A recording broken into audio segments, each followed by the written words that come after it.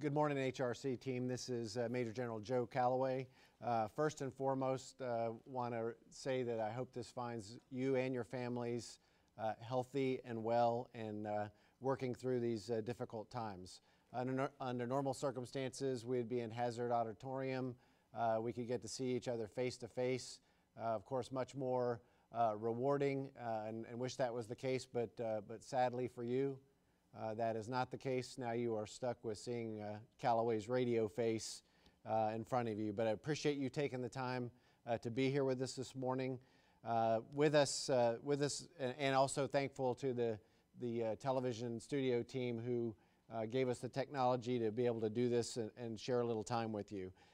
Give us a little time to both provide you an update on what's going on at HRC and then some updates from our mission partners here on the installation. So with me today I have our Command Sergeant Major Lanice Thorpe-Noel, our great Garrison Commander, Colonel C.J. King, and our Ireland Army Community Clinic Commander, Colonel Hugh McLean. And I want to start off today, if I could, by recognizing those who have given a significant amount of service, and we're going to limit to those who have 40 or more years of service. So if we could start out with, for those of you that can't see the slide on the YouTube feed, I'll just tell you who those great folks are. With 40 years of service, back in 1980, when Hillary Staples, Lou Hinkle, Emmanuel Hill, Thomas Powers, Thomas Kakaris, Raymond Nelson, and Joseph Richardson started their service to the Army. The most popular song was Another One Bites the Dust by Queen. The video game Pac-Man had just come out. Yes, we had laptops, but those laptops weighed about 24 pounds each. Gas had just spiked to about $1.22 a gallon because of inflation. And I think in Elizabethtown this morning, the price that somebody told me was gas had now plummeted to 97 cents a gallon. So strange times. So thanks to that great group, 40 years of service. And for 45 years of service, back in 1975, when Tracy Clute Jr., John Heinrichs, and Glenn Walters started out their service, the most popular songs were Rhinestone Cowboy and Earth, Wind, and Fire's Shining Star. I think most of us who are my age anywhere at least owned one pair of platform shoes. We were wearing them with pride, maybe a little bell-bottom action going on. The Vietnam War was just ending. Jaws had come out, and one of the first real true blockbuster movies. Gas was 53 cents a gallon, and our great Chief of Staff, Colonel Alan Kellogg, was still in diapers. And then lastly, at 50 years of service, so just think about that for those of you just starting your careers, 50 years of service. So back in 1970, when Steve Burzloff was starting, Apollo 13 could not land on the moon. And that started, the now famous saying, Houston, we have a problem. And sadly, the problems they faced then were nothing compared to the challenge that the nation is facing and the world is facing now with the COVID-19 challenge. I think Forrest Gump was busy beating the Chinese in a game of table tennis. Sugar Sugar by the Archies, whoever the heck that is, what was the #1 song. I was in first grade in Schweinfurt, Germany, taking down people on the playground in marbles, and Command Sergeant Major Thorpe was in diapers at that time. So to Steve, a long and tremendous career of service. Steve is going to retire here at the end of this month, so we want to thank Steve again for his tremendous dedication to the Army and to the nation, and thanks to all our great employees for what you do. So we started this journey with COVID-19 just over a month ago, and really it has been a very difficult and challenging time for everybody. It's uprooted our lives, but I wanted to make sure that everybody also takes a chance to reflect. If you're watching this on YouTube, if you are an HRC employee or somebody employed by this installation, reflect on how fortunate you are. You've got a paycheck, you've got a supportive community, you've got leadership that is really committed across the installation to making sure that you are taken care of and that protective measures are put in place to make sure that not just you, but your family and the surrounding communities are taken care of. So for the HRC workforce, we've got 90% of the people who work at HRC who are currently teleworking. That's over 3,200 people who are busy doing what they do from home. We've got less than 300 people in the mod complex. And for those of us still working there, when you walk around, it's a little bit, honestly, a little bit haunting. So we're really looking forward to having you guys back. But in spite of that, the team has really come together to do all the things that you do to take care of not only readiness, but to take care of soldiers and families. So from our little things that may go unnoticed, the Health Services Division teams, both on the EP and the OP side, are not only doing their day-to-day missions, they've also reached out with our installation partners, working with the hospital and local communities to make sure that we've got the skills and the talents needed to reduce risk across our footprint. And just because we've been working remotely, I think actually the workload has increased, and it's actually increased markedly, as most of you probably realized. We've got people like Judy Powers, who has literally screened thousands of people for security clearance as part of the retiree recall effort. Quietly going about her business, doing things that have a nationwide impact.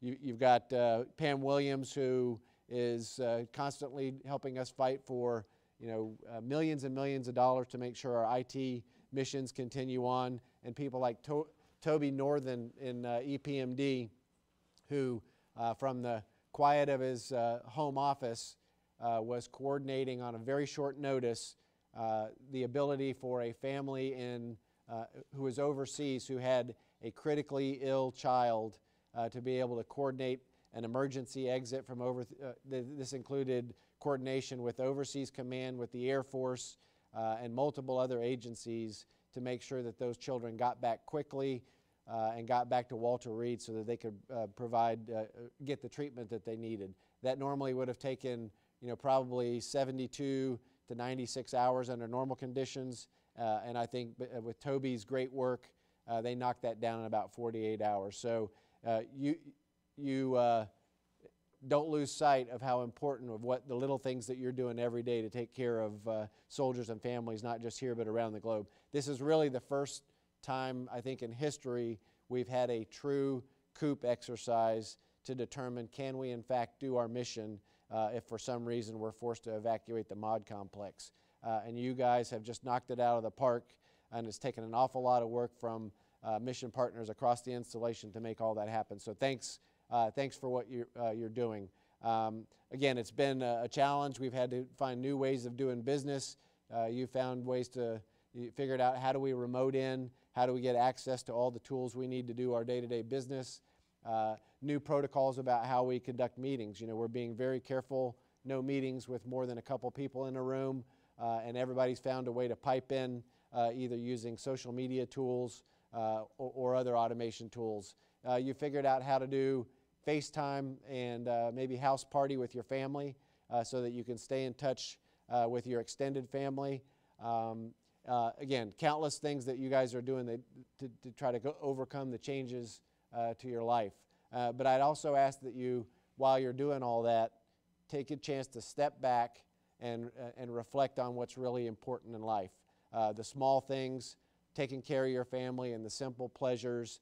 This is going to end, but it's important that we stay vigilant in what we're doing. If you think back when we started this, so on the 15th of March, there were less than 4,000 cases of COVID around the country, and only 69 people had perished as a result. And here we are just over a month later. So as of yesterday, we had over 46,000 deaths and over 800,000 confirmed cases. And that just reemphasizes the importance of not losing your focus on doing all the things that you need to do to take care, again, of yourself and your families. So we've taken several questions this week, throughout the week. So if I could up front, those questions really centered on a couple of themes: Fifth Corps and what's going to happen with Fifth Corps teleworking and what we may do in the future with telework, some issues with access on VPN, and what we're going to do about reoccupying the complex. So up front, I'd just like to make a couple comments about those topics, and then we can get to any questions that you may have from the live audience online and address those as well. So on Fifth Corps, the Fifth Corps is an Army priority, and it's an Army priority for a lot of reasons. It's a readiness priority, but remember, the Fifth Corps coming to Fort Knox is also a really great thing for Fort Knox, and it's a great thing for the surrounding communities. So Fifth Corps will continue to come. Their effective date, their initial operating capability is still planned for October, and so you can expect that that will continue as originally planned. Some of those people's arrival may shift right, 30 days or 60 days, but that will continue. So we're working the plan internal to the complex. It's a very deliberate plan on what we'll have to do to move people, HRC people who are in the mod complex, move them around. But it is literally at the name tag level of detail by person about who is going to have to come in and move to move their workstation and move their belongings to another location to make the Fifth Corps occupation possible. So if you have additional questions on that, please reach out to your director at leadership and we'll get an answer, and more to follow as that plan is formalized. On teleworking, obviously we've done telework at a scale that's never been attempted here, actually in most places anywhere for that matter. And so a lot of the questions are we going to look at an expanded telework policy? And the answer to that is yes. So Stormy Looney and the G1 team are working a telework policy that will expand, and we realize that while some telework, you've obviously demonstrated that you can do your jobs from a remote location. There are still some losses and efficiencies. We really don't have the automation equipment to do full-scale teleworking, but we are going to expand that and allow opportunities. So more to follow that on the teleworking topic in the months ahead, but the short answer to your questions on that is yes, we'll expand it. For VPN and bandwidth, this is frustrating for all of us. It's frustrating for me and everybody working in the building because we can't get all the things done that we need to get done. It's also very frustrating for you at home who are trying to be as productive as possible and spending more of your time trying to get in. So we've taken several measures. One, if you were using social media tools or streaming video, that kind of thing on your government computer, you probably noticed that you can't do that anymore. Well, you shouldn't have been doing that in the first place on your government computer, so those capabilities have been taken down so that we're not using bandwidth to do those sorts of things, that the bandwidth can be preserved for actually work-related activities.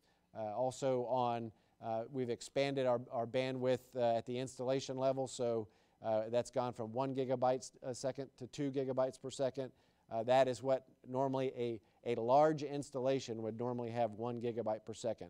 Because of what we're doing here at Fort Knox and really largely the HRC workforce, that bandwidth has been expanded as well.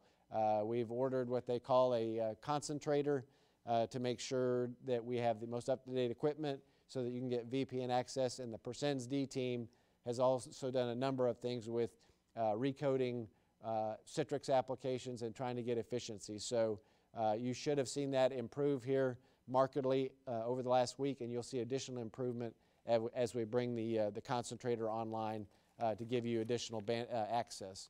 So on reoccupying on the mod complex, there is not a timeline established to reoccupy the mod complex. That is, first and foremost, again, the concern is safety of the workforce and safety of your families and safety of the communities that we live in and serve. So that timeline will be dictated by federal authorities, by state authorities, and by General Evans as the senior mission commander. So that being said, when the reoccupation does start back into the mod complex, again, that'll be a very deliberate process to make sure we're doing everything we can to protect you. Those who are high risk are going to be the very last people to occupy the complex as a part of that plan.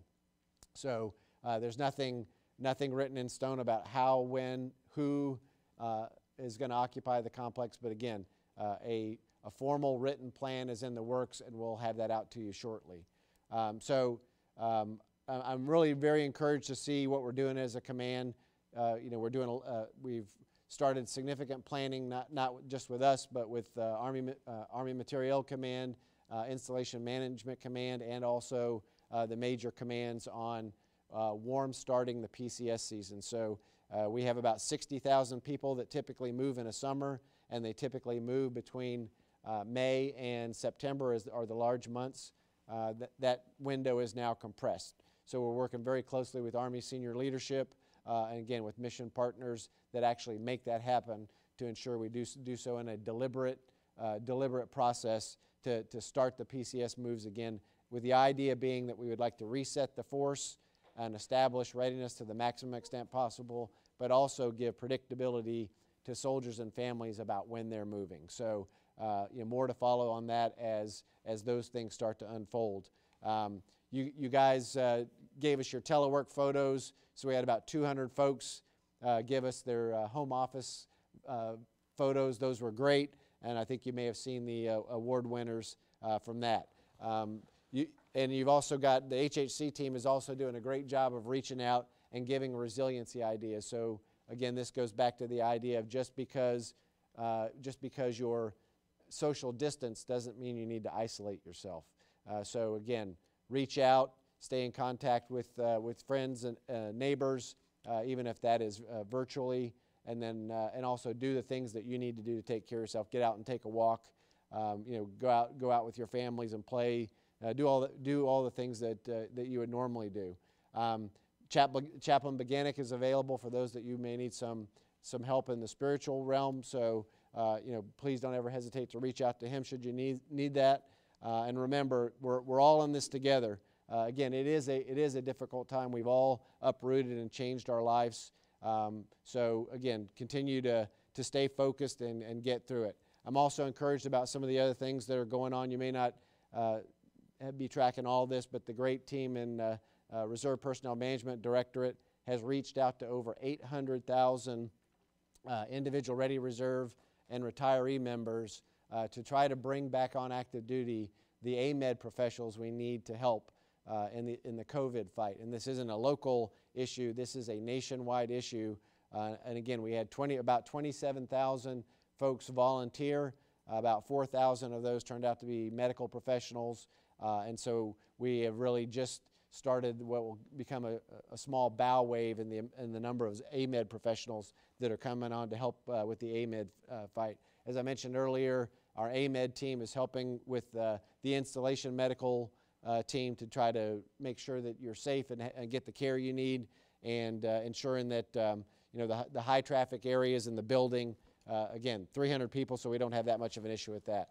All right, so I'm going to lastly take just a quick look at what we're doing in the future. So Organization Day still planned for August. We'll still plan to execute that, subject to guidance from the installation, as well as starting planning for some key events that we do every year, our holiday party and the HRC ball. These are big events that require months of planning, and we already have great HRC teammates that are lined up to help us do the things we need to do to keep the great morale and the great camaraderie that we have in HRC. So at this time, I'm going to turn it over to Command Sergeant Major Thorpe for a few comments. So thanks, and more to follow.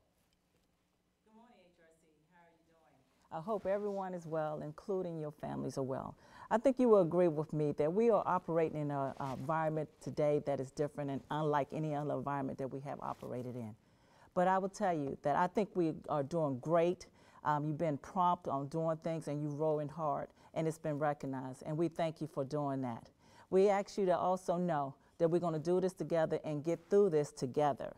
And with that being said, I wanted to do some friendly reminders to you about just some things that I hope that you can continue to do for us. I want us to continue to maintain good order and discipline. Make sure we stay connected by doing so with each other, making sure that we're checking on each other. Maintain strict accountability during these complex times. Meaning if you call or you have a time that your folks supposed to call in and check in with you, if they miss that time that they're supposed to check in with you, or whatever time you set up, please don't let that go unnoticed. Make sure you check on your folks and check on each other. Also ask you and remind you that you are value members of our HRC team, and you also are value members to your home team. With that being said, I want you to remember that it's important that you know General Order Number 1 is in effect across the entire installation. It has been signed and published out to everyone. Also meaning that you have to make sure you practice social distancing. Practice social distancing and wear your mask when appropriate. As we continue to build on our platform of holistic health, I want to remind you about those things available to you.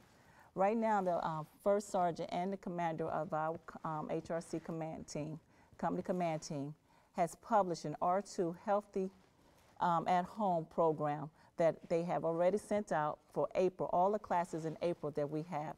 We have a couple of more left, so hopefully you'll try to participate in those classes that we have left for the month of April. We already have folks that are participating as we speak, and they are having a great time at it. So if you would, try to join us on the next couple of ones that's coming up for April.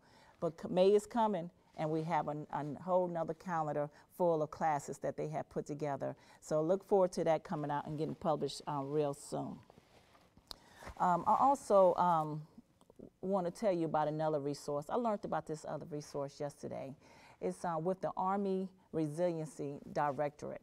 They have a Facebook page that you can go on that talks about, have a couple of vignettes and stories that they talk about that kind of maybe be helpful to you.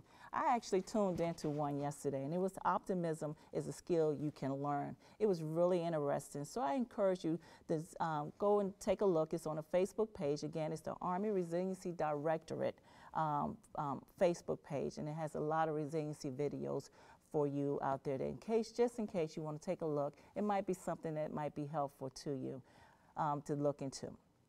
As we are in this environment, we're trying to think of ways of how we could continue to be creative in what we do.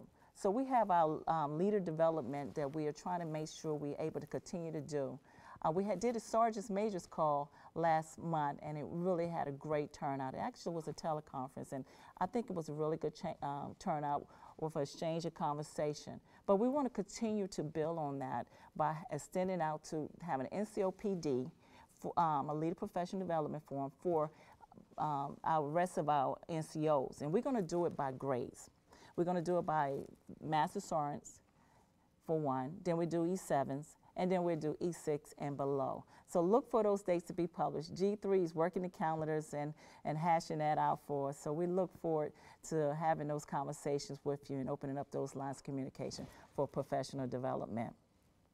Lastly, before I close, I do want to take this time to kind of talk about some individuals that really went above and beyond to make an event happen. As you know, HRC FY20 Best Warrior Competition was held the first week of March. And it's a lot that goes into making those things and setting up all of those things. And we had 3 individuals that really stood out. But before I say them, I want to thank everyone that helped make all of that go well. We had, over a course of a week, we had 4 days of just events, and then we had a closing award ceremony that we did, and it really turned out great. But we couldn't have done it without all those that participated in helping us get it done, and also, again, thanking our sponsors. But it was 3 individuals that kind of led the charge on this and made sure all things went well.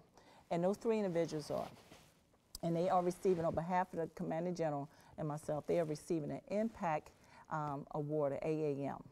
They are Master Sergeant Guerrero out of G3. She was everywhere. She did a wonderful job. And then Sergeant First Class Kelly, our PAO. You talk about being right there to capture the moment, and that also being able to give these soldiers something to remember the moment. Fantastic job.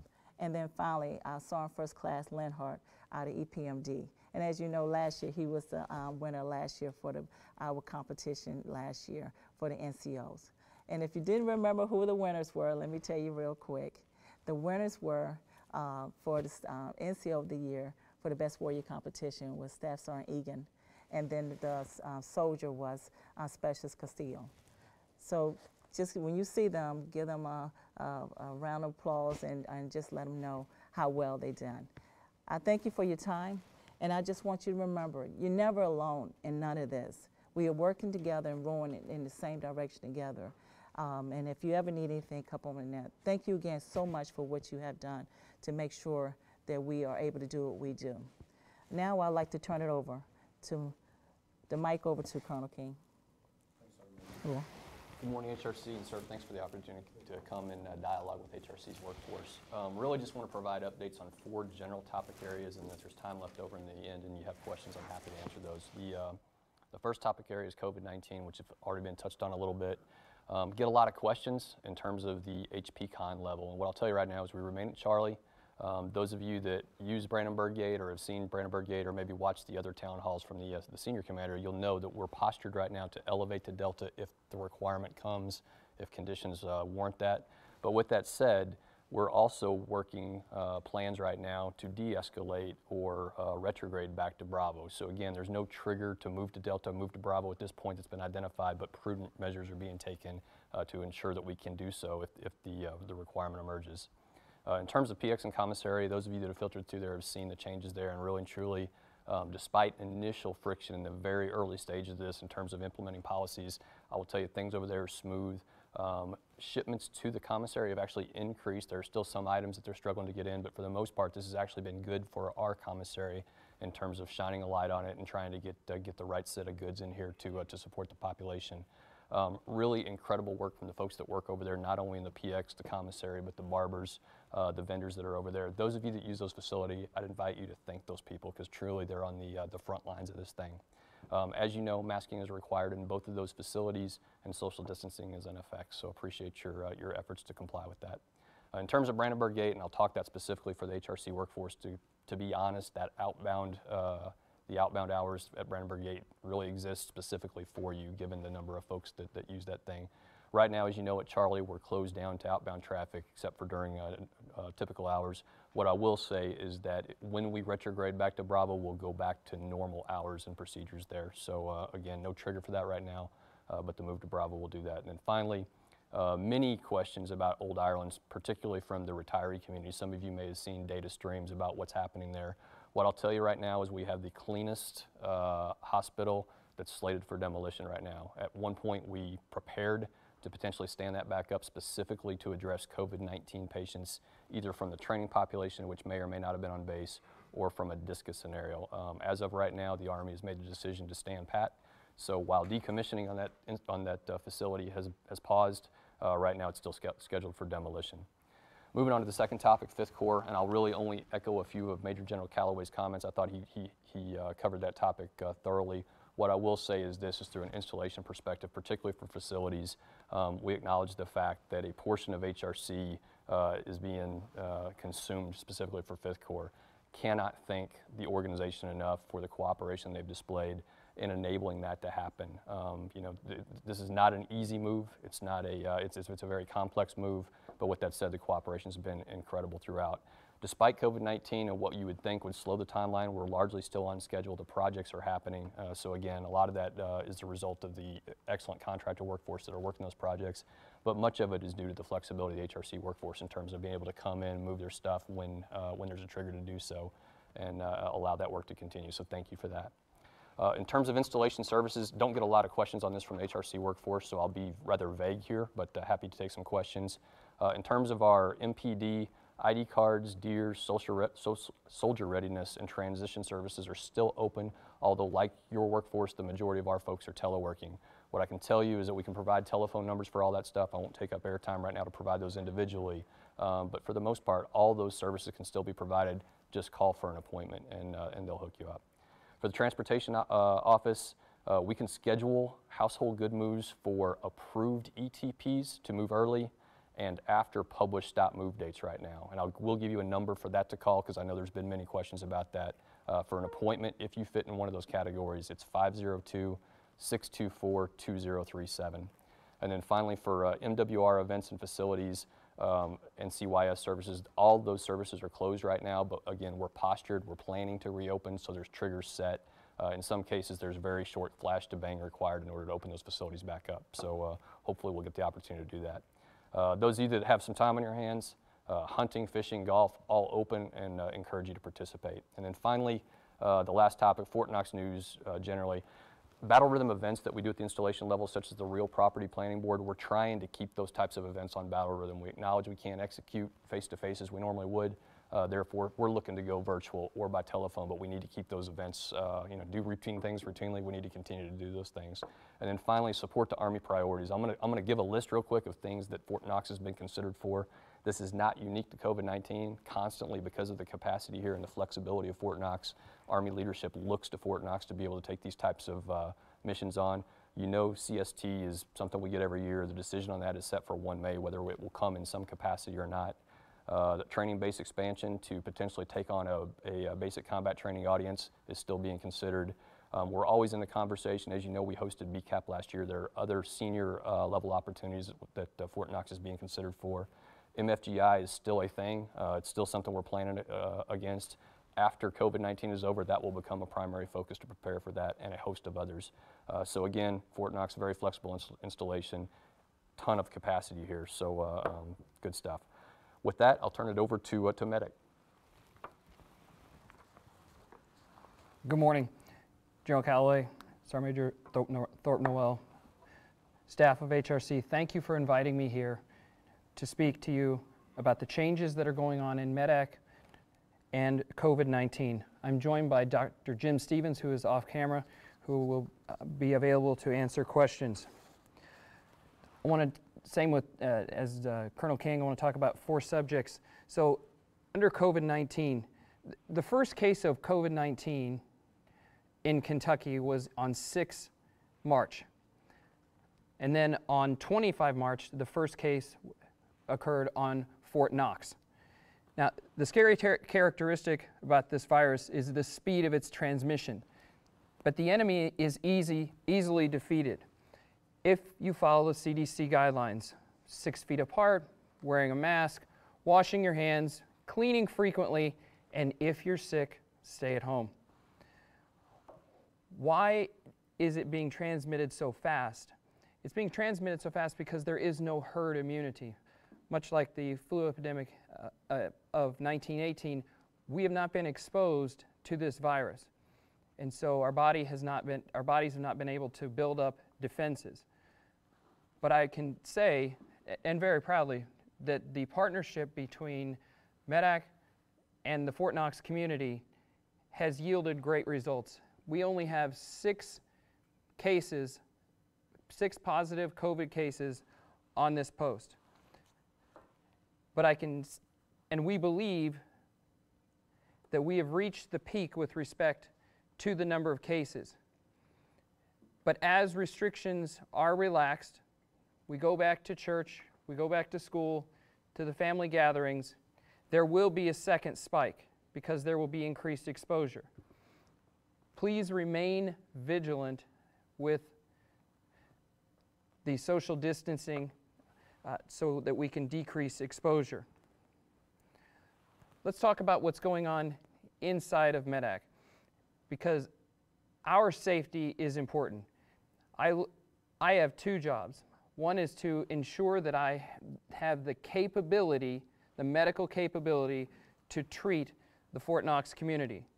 To do that, I have to have a reserve force in case, actually not in case, when, because it will be when, the healthcare workers, healthcare team gets sick. How am I ensuring your safety? One, by following CDC guidelines. Very early on, for those of you who have been to the clinic, MEDAC instituted screening procedures at the front door of the clinic, looking for those who were could be COVID positive or had respiratory illnesses. Second, we opened up a respiratory clinic which is completely separate from the Ireland clinic, and that's over at Nelson. That was opened on 6 April. So all respiratory illnesses will go over there. Any age, active duty, and their families will go over there. We also instituted 100% virtual visits. So when you call in to get an appointment, a provider will call you, talk to you, and then determine whether you need to come in to the clinic and be seen face to face. This cuts down on exposure for the provider, for the healthcare team, and for the patients. To maintain this medical capability, we've had to decrease some services. Again, with decreasing exposure in mind, whether that's physical therapy for all except those cases that truly need physical therapy, chiropractic, readiness, and also, let's talk about Binter for a minute. It says on the slide that increased the number of hours during the week. We did. But to increase the number of hours and to ensure that we had a reserve force, we had to cease Saturday operations temporarily. And then at the same time, we're also encouraging folks to sign up for the TRICARE home delivery. Yes, I understand and appreciate that there is a copay, but this will decrease folks having to come onto post, exposing themselves to others, and so it will cut down on the disease, transmission of the disease. Both Colonel King and General Callaway have touched on VCOR. What I would just add into that is MEDAC has done very deliberate planning as far as number of healthcare staff that are needed to take care of the additional active duty and their family members. We currently have enough staff to take care of the first phase, so those that show up before 1 October, and with the providers and staff that are due to rotate in, or PCS in, to MEDAC, we'll be able to take care of the 2,500 and as well as all of the 10,500 we already have. For the future, COVID-19 will continue to exist. We must remain vigilant against this enemy. We must adhere to the CDC guidelines. Do not take the low number of cases as a sign that the enemy has been defeated. If we do that, that second wave that I talked about will be much larger than if we just continue with the procedures that we have in place. We will have increased testing at MEDAC. We have purchased 2 machines that will allow testing and resulting in the clinic. Currently, we are only able to collect the sample and then we send it out and get those results back in about 4 or 5 days. But I want to stress, CDC guidelines dictate that you should only test symptomatic individuals. In the media, you're hearing a lot about everyone should be tested, asymptomatic as well as symptomatic. That is not true. It is actually very dangerous to test asymptomatic individuals. And I'll give you an example. I am tested. I have no symptoms. I am tested. I have a negative test. I get sick a little bit later, but my test came back negative. So I'm out at church, I'm at the commissary, I'm out in the community, quite possibly spreading COVID-19. So as of right now, we are only testing symptomatic individuals. Eventually, Ireland will return to BC operations before COVID. But that train is going to be driven by General Evans, Colonel King, and Dr. Stevens using the CDC guidelines. And if the number of cases on this base is their report card, I'd give them an A. There's been some concerns about readiness. We've had a lot of questions about this. The defense of our nation is the business that we are in. To be able to fight the enemy, the soldier must be medically ready. My team and I are focused on this, and as restrictions are relaxed, this is one of the first areas that we will open back up. Mary, back to you. Thank you, Colonel McLean. Okay, we're going to open it up for questions from our audience. The goal will be to ask as many questions as possible during the allotted time. The first question we have is for Major General Calloway. The question is, will there be enough masks procured to give all employees working in the mod complex? The answer to that question is yes. So, we're not going to put you back in the work environment if we can't protect you appropriately. So we've ordered additional masks to make sure that you have those available as required when you return back to the building. Thank you, sir. Mary. Yeah. Thank you, sir. We have another question that I believe would be for you as well.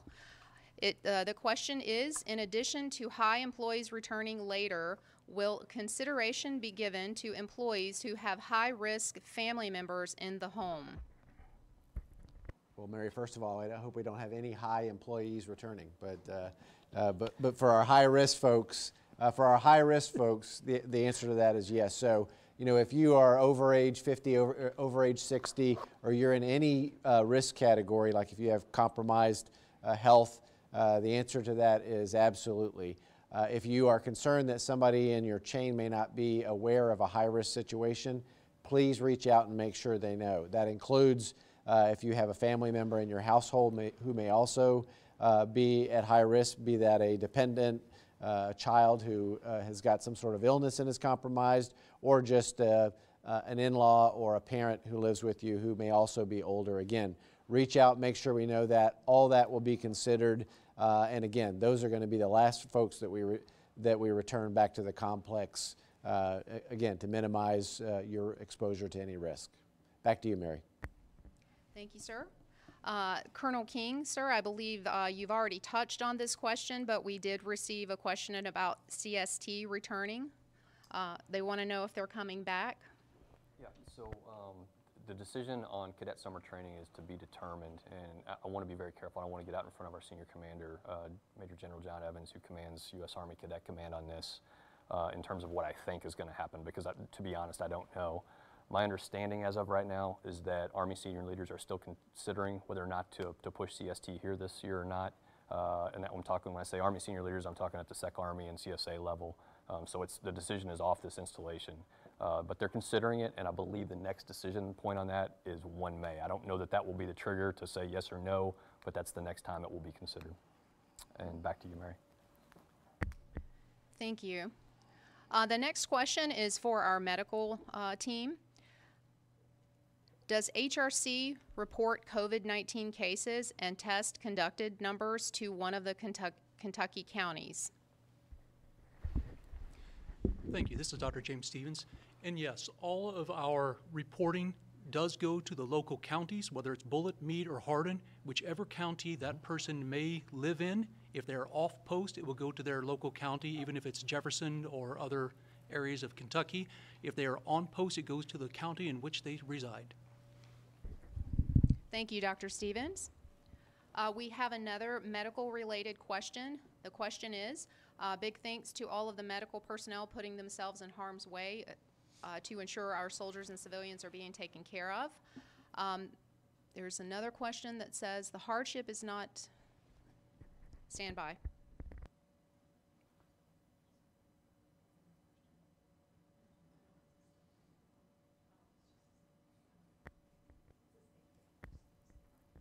Major General Calloway, sir, the next question is for you. Roughly how long are ETPs to PCS taking to process through the VCSA? I realize there isn't an exact answer, but maybe an average. Those are actually fairly quick. So the commitment from the vice is that once those get into HQDA, he'll make that decision within 24 hours. So that, for those of you familiar with the building, that is an off-the-charts goal because things typically take a lot longer. So we've already seen these come back in the case of like emergency leave, those sorts of things, literally come back from me signing it on my desk to the vice approving it, either that day or the very next day. So the challenge with the ETPs is really not so much the vice's decision, but it's the coordination between the gaining and losing command, that both the gaining and losing command can take all the actions necessary to properly ship that person to the next location, and on the other end, that the gaining command can do all the things that they need to ensure that the soldier and or the family are protected both in transit and as they arrive at the new installation. So as that process, that process will continue to evolve because the number of ETPs as we try to move ourselves out of the stop move window, the number of ETPs will increase. But again, the commitment from Army senior leadership is to turn those very quickly. Back to you, Mary. Sir, the next question is for you as well. To what extent is the mod complex going to be sanitized prior to employees returning, and to what extent will it be sanitized? The answer to that is yes. So the cleaning teams, even during the period where we've had a large telework population, the cleaning teams are continue to go around every day, clean the complex. Before we reoccupy, we'll take additional measures to make sure that both the public areas and the individual workspaces are cleaned, and employees will also be given cleaning supplies as well to make sure that they feel like they are comfortable in reoccupying their workspace. Back to you, Mary. The next question is for Dr. Stevens. With the Defense Department having released their system of moving to 4-tiered system for COVID-19 testing, how does Ireland plan to handle this program? Thank you very much, and that's actually an excellent question. The biggest concern that we have right now comes down to supplies. So regardless of the 4-tiered system that the Department of Defense would like to use, regardless of the CDC's 3 priorities, regardless of Kentucky's priorities, what we worry about is more supplies. We have the machines, but as you may know, the entire nation is short on all sorts of swabs. So regardless of essential versus non-essential, regardless of priority 1, priority 2 personnel, our plan at this time is dependent upon our number of supplies that we can get. In the future, we hope to be able to follow the entire tiered system regardless of which department comes up with it. At this moment, I don't have a great answer for you as to how we are going to handle this because we are limited by our supplies. The next question is for our MEDAC commander. MEDAC asked us to transfer prescriptions to Express Scripts. When will Ireland validate those to ensure no gap in prescriptions? Off-Post has already done this. Thank you for the question. Our providers and pharmacists are ready to help with the transition of those scripts to the civilian sector, or to e-scripts, excuse me, as well as to a civilian pharmacy if that is the beneficiary's choice. Back to you, Mary. Thank you. The next question will be for General Calloway. If a soldier has a PCS report date of 1 July, if the stop move is not extended, will the soldier be allowed to start their move during the stop move window? Unless the stop move is lifted or they have an exception to policy to move prior to that window being lifted, they will not actually be allowed to commence movement. Now, to Colonel King's earlier point, however, those individuals should be able to make household goods appointments and those sorts of things, but the actual movement would not occur till after the 1st of July. So the commitment back from the Secretary of Defense, for those of you that read his memo, is they will review this decision every 15 days to determine what the environment can and can't support. Again, just like us, the Secretary of Defense's focus is make sure you're protecting the Department of Defense and the nation by enforcing the stop move. So Again, in that, barring an ETP, in that case, you would not be allowed to move till 1 July. Back to you, Mary. Thank you, sir. The next question is for MEDAC. Can there be a way for all prescriptions to be transferred to Express Scripts to make it more efficient for people? This is still a beneficiary's choice. Could we blanketly move everything? Yes, we could.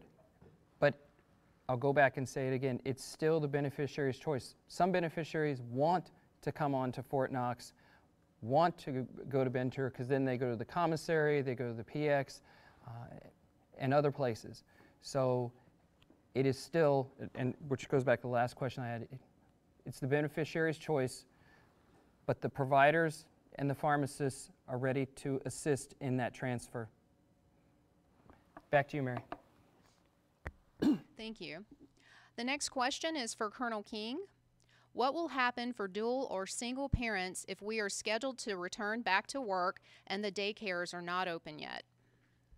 Yeah, so good question. Let me talk about what I can talk about here, because the term you used was daycare, and I'm not going to use that term for on the installation services. I'll call that the CDC.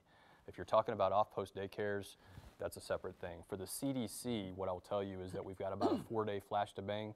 When we think we're moving back to a condition that would result in additional workforce coming on, it'll take us 4 days to turn the CDC on. And really and truly, it's ready to turn on now, but it's the food. We got to order the food, and if you order that early, it spoils that thing, things of that nature. But at the end of the day, we think that we'll see the trigger coming. We think we'll be able to order that food. So ideally, under perfect circumstances, the day that we're ready to bring most of the workforce back will be the day that the CDC turns on and is ready to receive.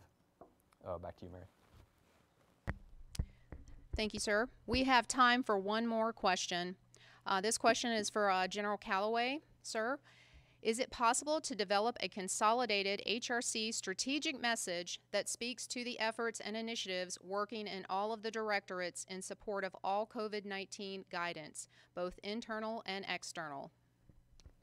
Yes. So as I mentioned earlier, there's a couple of things going on. There's the reoccupation of the mod complex. There's the Fifth Corps move. All of those are now, like it or not, related back to the COVID-19 fight. The first challenge is win the COVID-19 fight and then address all that. But those documents will be coming out formally, and we'll send those out in an HRC all. For those of you that may not have seen it, the Families First Leave Act and the impact of that, some decisions on special leave accrual, both on the military and civilian sides. We will get all those sorts of things out to the workforce in an HRC all, just to make sure you're aware of, again, what the plans are to reoccupy the mod complex, and then other things that are affecting you and your families during this time. Back to you, Mary. Thank you, sir. I'd like to thank everyone in the audience for posing questions. If there are follow-up questions, please feel free to send those to the Public Affairs Office or to the G1 office, and we will get an answer for you. Thank you very much. Sir, I'd like to turn it back over to you for your closing comments. Okay, thanks, Mary. First, I'd like to thank C.J. King and Hugh McLean for joining Command Sergeant Major Thorpe and I, taking their time out. They've got busy jobs as well, so guys, appreciate your time to support us. Great job as always. And then most importantly, and as well, thank the audiovisual team here for giving us the capability to connect with you and make this work. And then most importantly, to the tremendous professionals that make HRC such a great place, such a great organization and a great place to work. And an honor to be on the same team with you. I just ask that, it is a difficult time. Please make the short-term sacrifice that's necessary to make sure you're taking care of yourself, your family. At the same time, it is a unique circumstance to also try to strengthen the bonds with your family. For those of us in and out of uniform, you really don't get this much time to spend with your families, in the course of your professional career. So, it is tough, but take advantage of it. Think back to the folks in World War II. They left, they were gone they got on a boat, they got on a plane, and they were gone. They didn't know if they were gone for a year or 3 years, and some of them were. So about 76 years ago on the 18th of April, 16 B-29s took off from an aircraft carrier in the Pacific Ocean with 5 teams each. All of those people took off on that aircraft carrier, knew that the likelihood that they would live was very, very small. They made a conscious choice to sacrifice for the country. So I think if you take the sacrifices that we're making here and the sacrifices those who lived through the Depression or that the greatest generation made in the World War II era, you know, what we're sacrificing today pales in comparison. So keep it in perspective. Try to stay safe, stay healthy. Thanks for what you're doing. Soldiers first, and we look forward to having you back in the Mod Complex. Appreciate your time, gang. Hool.